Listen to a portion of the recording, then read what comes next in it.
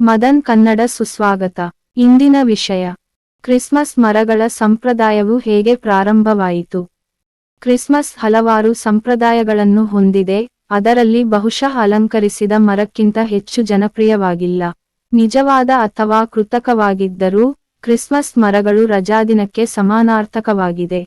ಆದರೆ ಮರಗಳು ಹೇಗೆ ಕ್ರಿಸ್ಮಸ್ನ ಭಾಗವಾಯಿತು.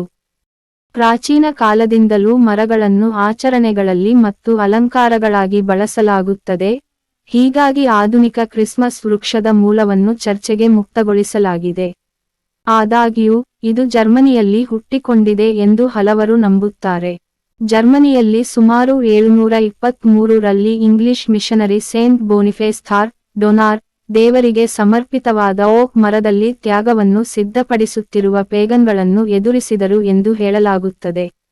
ಬೋನಿಫೇಸ್ ಮರಕ್ಕೆ ಕೊಡಲಿಯನ್ನು ತೆಗೆದುಕೊಂಡರು ಮತ್ತು ಅವರ ದೇವರು ಹೊಡೆದಿಲ್ಲದಿದ್ದಾಗ ಅವರು ವಿಸ್ಮಯಗೊಂಡ ಪೇಗನ್ಗಳಿಗೆ ಹತ್ತಿರದ ನಿತ್ಯಹರಿದ್ವರ್ನ ತಮ್ಮ ಪವಿತ್ರ ಮರ ಎಂದು ಘೋಷಿಸಿದರು. ಬಿದ್ದ ಓಕ್ನ ಸ್ಥಳದಲ್ಲಿ ಫರ್ ಬೆಳೆದಿದೆ ಎಂದು ಇತರ ಮೂಲಗಳು ವರದಿ ಮಾಡುತ್ತವೆ.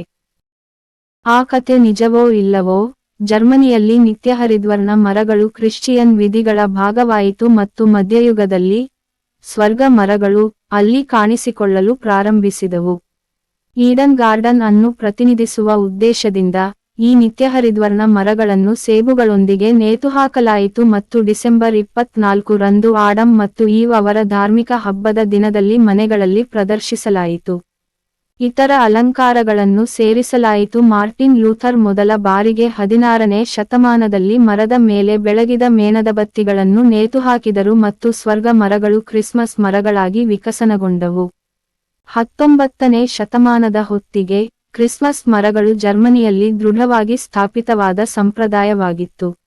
ಜರ್ಮನ್ನರು ವಲಸೆ ಹೋದಂತೆ ಅವರು ಕ್ರಿಸ್ಮಸ್ ಮರಗಳನ್ನು ಇತರ ದೇಶಗಳಿಗೆ, ವಿಶೇಷವಾಗಿ ಇಂಗ್ಲೆಂಡ್ಗೆ ಕೊಂಡೊಯ್ದರು.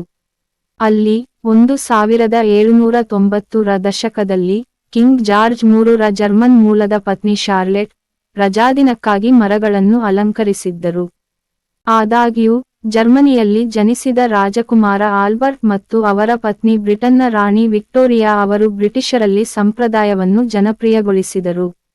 ದಂಪತಿಗಳು ಕ್ರಿಸ್ಮಸ್ ಮರಗಳನ್ನು ರಜಾದಿನದ ಹಬ್ಬಗಳ ಪ್ರಮುಖ ಭಾಗವನ್ನಾಗಿ ಮಾಡಿದರು ಮತ್ತು 1848 ರಲ್ಲಿ ಅಲಂಕರಿಸಿದ ಮರದ ಸುತ್ತಲೂ ರಾಜಮನೆತನದ ವಿವರಣೆಯು ಲಂಡನ್ ಪತ್ರಿಕೆಯಲ್ಲಿ ಕಾಣಿಸಿಕೊಂಡಿತು. ಕ್ರಿಸ್ಮಸ್ ಮರಗಳು ಶೀಘ್ರದಲ್ಲೇ ಇಂಗ್ಲಿಷ್ ಮನೆಗಳಲ್ಲಿ ಸಾಮಾನ್ಯವಾಯಿತು. ಜರ್ಮನ್ ವಸಾಹತುಗಾರರು ಯುನೈಟೆಡ್ ಸ್ಟೇಟ್ಸ್ನಲ್ಲಿ ಕ್ರಿಸ್ಮಸ್ ಮರಗಳನ್ನು ಪರಿಚಯಿಸಿದರು, ಆದರೂ ಸಂಪ್ರದಾಯವನ್ನು ಆರಂಭದಲ್ಲಿ ಸ್ವೀಕರಿಸಲಿಲ್ಲ. ಅನೇಕ ಪ್ಯೂರಿಟನ್ನರು ರಜಾದಿನವನ್ನು ಅದರ ಪೇಗನ್ ಬೇರುಗಳಿಂದ ವಿರೋಧಿಸಿದರು ಮತ್ತು ಮ್ಯಾಸಚೂಸೆಟ್ಸ್ ಬೇ ಕಾಲೋನಿಯ ಅಧಿಕಾರಿಗಳು ಕ್ರಿಸ್ಮಸ್ ಆಚರಿಸುವುದನ್ನು ವಾಸ್ತವವಾಗಿ ನಿಷೇಧಿಸಿದರು.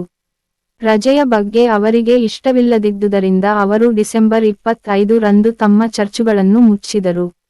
ಇದು 1820 ರ ದಶಕದವರೆಗೆ ಅಮೆರಿಕದಲ್ಲಿ ಕ್ರಿಸ್ಮಸ್ ಜನಪ್ರಿಯತೆಯನ್ನು ಗಳಿಸಲು ಪ್ರಾರಂಭಿಸಿತು ಮತ್ತು ದೇಶದ ಮೊದಲ ಕ್ರಿಸ್ಮಸ್ ವೃಕ್ಷವನ್ನು 1830 ರ ದಶಕದಲ್ಲಿ ಪ್ರದರ್ಶಿಸಲಾಯಿತು.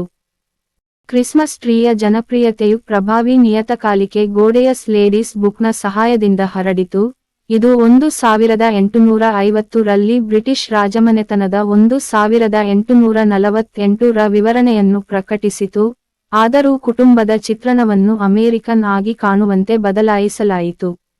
ಇದು ಮತ್ತು ಇತರ ಪ್ರಯತ್ನಗಳು 1870 ರ ಹೊತ್ತಿಗೆ ಯುನೈಟೆಡ್ ಸ್ಟೇಟ್ಸ್ನಲ್ಲಿ ಕ್ರಿಸ್ಮಸ್ ಮರಗಳನ್ನು ಜನಪ್ರಿಯಗೊಳಿಸಲು ಸಹಾಯ ಮಾಡಿತು. ಕ್ರಿಸ್ಮಸ್ ಮರಗಳು ಪ್ರಪಂಚದಾದ್ಯಂತ ಹರಡಿತು, ಆದರೆ ಸಂಪ್ರದಾಯವು ವಿಶೇಷವಾಗಿ ಜರ್ಮನಿಯಲ್ಲಿ ಕಾಡುಗಳ ಮೇಲೆ ಹಾನಿಕಾರಕ ಪರಿಣಾಮವನ್ನು ಬೀರಲು ಪ್ರಾರಂಭಿಸಿತು. ಇದರ ಪರಿಣಾಮವಾಗಿ 1880 ರ ದಶಕದಲ್ಲಿ ಜರ್ಮನ್ನರು ಕೃತಕ ಗೂಸ್ ಗರಿ ಮರಗಳನ್ನು ತಯಾರಿಸಲು ಪ್ರಾರಂಭಿಸಿದರು.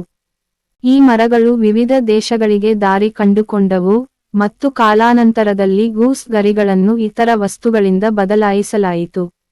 ಟಾಯ್ಲೆಟ್ ಬೌಲ್ ಬ್ರಷ್ಗಳ ತಯಾರಕರು ಕೃತಕ ಮರವನ್ನು ರಚಿಸಲು ಹೆಚ್ಚುವರಿ ಉತ್ಪನ್ನವನ್ನು ಬಳಸಿದಾಗ 1930 ರ ದಶಕದಲ್ಲಿ ಗಮನಾರ್ಹ ಬೆಳವಣಿಗೆ ಸಂಭವಿಸಿದೆ.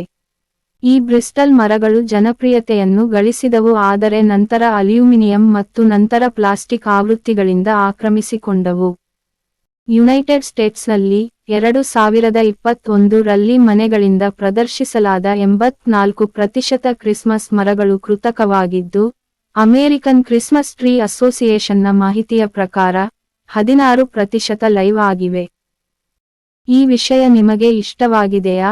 ದಯವಿಟ್ಟು ಹಂಚಿಕೊಳ್ಳಿ ಮತ್ತು ಅಭಿಪ್ರಾಯ ತಿಳಿಸಿ. ನೋಡುವುದಕ್ಕೆ ಧನ್ಯವಾದಗಳು. ದಯವಿಟ್ಟು ನಮ್ಮ ಸೇನೆಗೆ ಗುಂಪು ಸೇರುವ